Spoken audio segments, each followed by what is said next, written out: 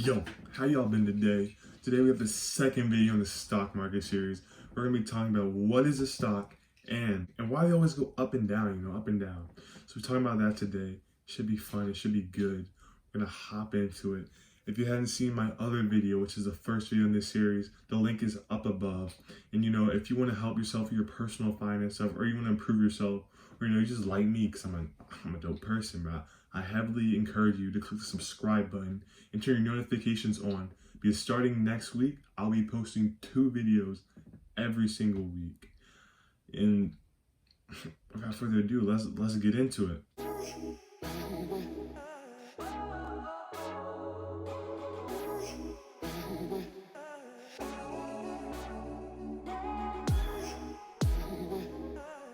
Okay, bro. So before we know, why the stocks go up and down, when I give you the secret sauce, we gotta know what is a stock, So a stock is a share of a company. It's basically you own a tiny percent of the company. For example, not to flex or anything, but in my portfolio, I may have about 0.007 shares of Amazon, which means I own about a millionth of a millionth of a millionth, or maybe another millionth, or 50 more of their company. Not to flex or anything. So you're probably thinking, you would expect, as the company's value goes up, the stock goes up with it, right? The company determines the value of the stock. It's not the case, bro. It's crazy, but the company actually doesn't determine the value of the stock. The investors, people like me, you, buying this stuff online, we determine the value of the stock. How, bro? How does that work? Supply and demand. So the concept of supply and demand in the stock market. So a certain amount of a company's shares out there circulating in the stock market, right? It doesn't change for the most part.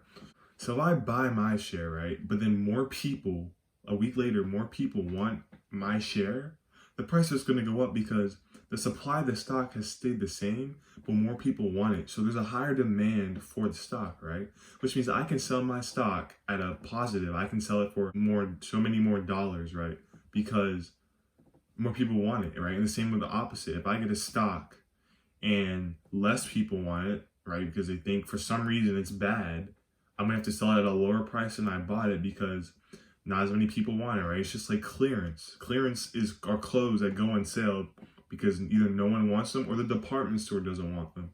So they sell them to you at a discount, right? So the same thing you can have with a stock. They sell it, it gets sold at a discount because no one wants it. Supply and demand. So basically, the more people that want a stock, higher it's going up. If you don't want the stock, or less people that want it, it's going down, right? Because there's more supply than demand, right? And vice versa, as we said before. So you could argue that the stock market is pretty much capping because it's not an accurate valuation of the company. And that sucks, but it's kind of the truth, right? Us investors determine what the company's worth based off the information we get, whether it be the company saying, oh, releasing this item, or an article that just says, this company is garbage. Either way, the investors determine the price of the stock. And it's annoying, but it's better to know this now than later. Speaking of now than later, now's the time to go subscribe to the channel, bruh. Yeah, hold on. I'll wait. Hold up. Yeah, go ahead. You can go subscribe. I got you. You did it? Are you sure? All right, good looks, yeah. So, subscribe, like the video. If you have any questions, comments, videos you want me to do, drop it down in the comments. I'll respond, maybe I'll drop a video on it, I don't know. Finish up this video, let's wrap it up. Let's go. So, as I alluded to before, there are some ways a company can influence the investors, which in turn influence its stock price.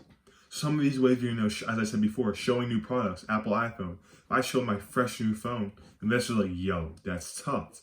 Let me go buy some more Apple, right? So it shoots up, right? Other ways, you can show them your earnings, what you've made the quarter, which is why stock quarterly earnings are such a big thing, because they show that the company is profitable, which in turn influences investors to think, oh, this company's making money, so I'm gonna go buy more, Trend up, trend down could be, oh yeah, telling investors, yeah, we just lost 20,000 iPhones in the ocean. It's going down, right? Because it's like, okay, that's bad. They can't make as much money, right? There is ways for the stock company to influence the price, right? Through the investors. So before I wrap it up, I just want to answer one more question, which could be, Bro, if it's based on supply and demand, if everyone just holds their stock, it'll never go down. So yes, technically it would never go down if everyone just held their stock. But the thing is with stocks, you don't really get the money until you cash out on the stock, until you sell the stock. And what happens when you sell, right? There is a chance that the stock is going to go down. So if everyone were to just hold their stock, you're not making any money. You're storing your money into an app or your brokerage account and just letting it sit there, grow more, but never taking it out. So you never really get your money back.